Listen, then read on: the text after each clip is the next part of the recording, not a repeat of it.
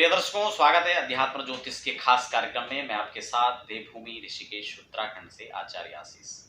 आज आपके साथ मैं बात करने वाला हूं दीपावली के महान पर्व के बारे में। आप सब लोग जानते हैं दीपावली क्यों मनाई जाती है, कैसे आप लोग मनाते हैं, अपना अपना एक तरीका है। लेकिन मैं आज सिर्फ चर्चा करूंगा कुछ खास मुहूर्त, क्योंकि बड़ी भ्रांतियां बनी रहती हैं। हम लोग इधर उधर देखते रहते हैं, कभी टीवियों में समय देते हैं, कभी अलग अलग प्रकार से लोग उसको देखते हैं समाचारों के माध्यम से भी। तो इसमें भ्रम की स्थिति भी पैदा हो जाती है। हम लोग सोचते हैं यार ये वाला समय सही है, ये वाला समय सही है, उसने जो कहा वो सही है या इसने जो कहा सही है। लेकिन मैं एक चीज जानता हूं कि आप कोई भी बात, किसी का भी अनुसरण करें, हम किसी को फॉलो कर रहे हैं, लेकिन उसके पीछे लॉजिक क्या है। अगर कोई भी तिथि, कोई भी समय, कोई भी सिद्धांत कोई आपको बता रहा है, तो वो सिद्धांत बता रहा है या मनमुखी बातें बता रहा है, ये इसमें जानना बड़ा आवश्यक है। या फिर वो किसी चीज से आपको लेकर के बता रहा है, या फिर अपने तरफ से ही वो उसको बता दे रहा है, या किसी की सुनी हुई बात आप तक पहुंचा रहा है। तो ये इसमें गौर करने की बड़ी बात है। तो मैं आपको खाली जो आज का मुहूर्त रहेगा और कैसे आप पूजन करेंगे, क्या क्या दीपावली पर विशेषताएं होती हैं, ये छोटी सी चर्चा आज इसमें आपको बताने वाला हूं। तो सबसे पहले तो नए दर्शक हैं तो आप चैनल को सब्सक्राइब कर सकते हैं, ताकि ऐसी ही चर्चाएं आपको जो है समय समय पर मिलती रहे, चाहे अध्यात्म की हो, ज्योतिष की हो, या अन्य जो है जो भी यहाँ पर ज्ञानवर्धक चर्चाएं आपके लिए लेकर आता हूं। तो दर्शकों, यहाँ पर आप सब जानते हैं 4 तारीख को यानी 4 नवंबर 2021 को इस बार दीपावली पड़ रही है। चतुर्दशी का 6 है, इस बात को थोड़ा सा आप ध्यान में रखेंगे, यानी चतुर्दशी और अमावस्या एक साथ पड़ेगी।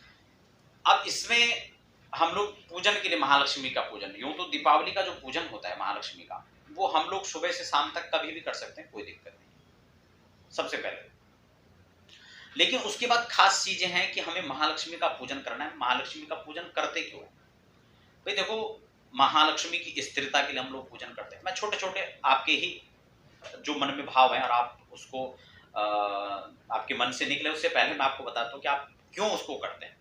महालक्ष्मी की प्रसन्नता के लिए करते हैं। स्त्री लक्ष्मी का आपके घर में वास हो, इसलिए आप महालक्ष्मी का पूजन करते हैं। साथ ही साथ वो लक्ष्मी आए, क्योंकि लक्ष्मी 2 प्रकार से होती है। एक उलूक वाहिनी होती है जो उल्लू में बैठकर आती है, और एक गरुड़ वाहिनी होती है जो भगवान के साथ गरुड़ में बैठ करके आती है। तो हर कोई चाहता है कि हमारे घर में जो वास हो वो गरुड़ वाहिनी लक्ष्मी का हो, यानी भगवान के साथ जो लक्ष्मी आए वो हमारे यहाँ स्थिरता से रहे और वो सुख और शांति समृद्धि लेकर के आए। ऐसी लक्ष्मी हर कोई अपने घर में चाहता है। लक्ष्मी बड़ी चंचला है, चपला है, सब जानते हैं। अभी यहां पर है तो अभी न जाने कहां पर है। तो इसलिए हर कोई स्त्री लक्ष्मी के लिए ही लक्ष्मी पूजन करता है। सुख समृद्धि और एक शांतिमय वातावरण के साथ में ऐसी लक्ष्मी आए जो वहां शांति से रहे और शांति का वातावरण आप सबको भी दे। तो ऐसे में स्त्री लक्ष्मी का आप जो है उनकी कामना रखते हैं, उनकी चाह रखते हैं। तो अब आपको जो मैं समय बताऊंगा, मुहूर्त बताऊंगा, जो लग्न आपको बताऊंगा, वह भी स्त्री लग्न बताऊंगा, और किस किस लग्न में आप सुबह से शाम तक कब कब पूजन कर सकते हैं। देखिए, स्त्री लग्न की बात आती है तो वृश्चिक लग्न हम लोग देख लेते हैं, वृष लग्न हम लोग देख लेते हैं, सिंह लग्न की हम बात कर लेते हैं। तो मैं आपको उनकी टाइमिंग बताऊंगा कि वो कौन कौन से समय रहेंगे जब आप उस लग्न में महालक्ष्मी का पूजन करेंगे। पहला सस्पेंस तो मैंने क्लियर कर दिया कि सुबह से शाम तक लक्ष्मी दीपावली का समय, क्योंकि उसकी अमावस्या भी पड़ती है। आप सब जानते हैं दीपावली अमावस्या में ही पड़ती है। तो अमावस्या ही अपने आप में पितरों को समर्पित है, ठीक है। और अमावस्या अपने आप में तिथियों में कई गुना श्रेष्ठ उसको माना जाता है, कई चीजों में। तो यहां पर आप इस बात को भी समझ लें कि अपने आप में भी अमावस्या तिथियों में कोई कम नहीं है, लेकिन दीपावली उस दिन पड़ रही है और लक्ष्मी का हमें पूजन करना है। तो इसमें दीपावली कोई भी मंत्र साधना आप कर रहे हैं, कोई भी मंत्र सिद्धि आप करना चाहते हैं, मैं आपको सजेस्ट करूंगा कि अगर आप चाहते हैं कि मान लो किसी के घर में किसी भी चीज की दिक्कतें हैं, चाहे पारिवारिक समस्या हैं, चाहे शिक्षा में अवरोधता है, चाहे नौकरी व्यवसाय में आपको दिक्कतें आती हैं, विवाह में आपको विलंब हो रहा है, उसमें समस्याएं झेलनी पड़ रही हैं, मैरिड लाइफ के अंदर प्रॉब्लम की स्थितियां हैं, तो देखिए जो तिथि है अमावस्या वो पितरों को समर्पित है। देखिए, जो पितरों का कहीं ना कहीं अगर असंतुष्टिता रहती है, उनका दोष रहता है, पितृदोष, जैसे कुंडली में भी बहुत बार आप सब जानते हैं, मैं समय समय पर उसके लिए भी कई सारी चर्चाएं आपके साथ करता हूं। तो उसमें क्या होता है कि पितरों का दोष रहता है, तो उससे ये सब दिक्कतें सामने आती है। गृहस्थितियां अलग पक्ष है, प्राकृतिक आपदाएं अलग अलग चीज है, जो समय के अनुसार कुछ त्रुटियों हो जाता है वो अलग चीजें हैं। तो कुल मिलाकर हमें उस दिन एक तो पितरों का पूजन प्रातःकालीन करना चाहिए, इस बात को आपको ध्यान रखें। खीर आप वितरण कर सकते हो उस दिन बनाकर किसी को, ठीक है। पितरों को आप भोग लगाएं, देवताओं को भोग लगाएं, और महालक्ष्मी की प्रसन्नता के लिए भी आप खीर का होम कर सकते हैं। विशेषकर जो आपको करना है, क्या क्या करना है, महालक्ष्मी का पूजन करें। तो लक्ष्मी पूजन बहुत सारे लोग क्या करते हैं कि मार्केट से मिट्टी के गणेश जी और लक्ष्मी जी ले जाते हैं, उनका पूजन करते हैं, और फिर वही आप जो है विसर्जन कर देते हैं। कुछ लोग रखे रखते हैं, अगले साल फिर दीपावली आती है, उनको फेंक देते हैं, नए ले आते हैं। तो ये बिल्कुल गलत परंपरा है और बिल्कुल इसका कोई भी जो है तथ्यात्मक नहीं है। इसलिए गणेश जी हमेशा एक ही पूजन करना चाहिए, चाहे आप गणेश चतुर्थी पर करें, लोग वहां भी ला के बहा देते हैं। तो ये समझ में नहीं आता, मतलब कि ये क्या परंपरा बना ली। जैसे मनुष्यों को जन्म होता है, बड़े होते हैं, और एक दिन फिर हम उनको विदा कर देते हैं। तो ये स्थिति लोगों ने भगवान के साथ में भी शुरुआत कर दी, जो कि बिल्कुल गलत है। तो इसलिए गणेश जी आप रखें तो धातु के रखें या श्वेतार्क के रखें। तो ये आप गणेश जी रखें। महालक्ष्मी की बात आती है तो आप यंत्र रख सकते हैं। अगर आप यंत्र खुद बना करके प्रतिष्ठा करवा के उनको रखें तो अत्यंत श्रेष्ठ है।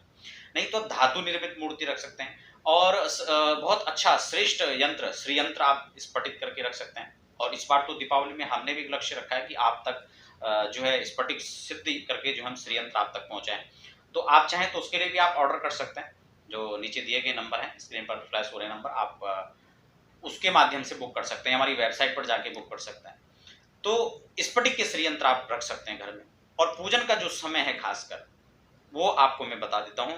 4 नवंबर को सबसे पहले अभिजीत मुहूर्त का सुबह प्रातःकालीन का जो समय रहेगा, उसमें आपको 11:30 से लगभग समय शुरुआत हो जाएगा, और 3:15 तक लगभग जो है दिन में आप पूजन कर सकते हैं। ये श्रेष्ठ समय है। उसके बाद सायंकालीन का बड़ा महत्व है, और सायंकालीन अक्सर लोग पूजन कराते हैं, चाहे कंपनी में हो, फैक्ट्री में हो, कहीं भी हो। तो 6 से लेकर 8 बजे तक लगभग का समय ये सही है। और रात्रि में भी, क्योंकि अर्धरात्रि में भी वह संध्या का समय होगा, और अभिजीत मुहूर्त से लेकर के वो लगभग 12 बजे से लेकर रात्रि 3 बजे तक, जिसमें सिंह लग्न का रहेगा, शाम को वृषभ लग्न, और उससे पहले कुंभ लग्न का समय रहेगा। तो ये सबसे अच्छा समय है जो माँ लक्ष्मी का पूजन आप इस दौरान कर सकते हैं। अब साधनाएं के लिए रात्रि का समय बहुत अनुकूल और श्रेष्ठ माना जाता है। तो मैं चाहूंगा कि महालक्ष्मी के प्रसन्नता के लिए आप श्रीयंत्र तो मंगा ही रहे, जिन लोग जो ऑर्डर करना चाहते हैं मंगा सकते हैं। आपको परख है तो आप मार्केट से लाके घर में भी आप जो है किसी ब्राह्मण को, वैदिक आचार्य को बुलवा करके उनके द्वारा प्रतिष्ठा करवा सकते हैं। ये कोई जरूरी नहीं कि आप यहीं से ही मंगाएंगे। तो आग्रह सिर्फ इतना रहेगा कि जो ऐसा समय है आप उसमें उनकी प्रतिष्ठा करवाएं, और रात्रि में आप खुद भी ऋग्वेदोक्त तो जो श्री सूक्त है उसका पाठ करें। श्री सूक्त को लेकर मैं वीडियो बना चुका हूँ। आप अगर पढ़ना नहीं आता है, कहीं त्रुटियां हैं, कोई आप उसमें मिस्टेक है, आप देखना चाहते हैं कि उनको ठीक करें, तो उसके लिए वीडियो बनी हुई है। आप श्री सूक्त वहां से देख करके पाठ कर सकते हैं। अगर आप पाठ करना जानते हैं तो मार्केट से पुस्तक लेके आ सकते हैं, और बड़े इजीली आप पाठ कर सकते हैं। तो कुल मिलाकर दीपावली एक बड़ा पर्व है और कई मायनों में बड़ा है।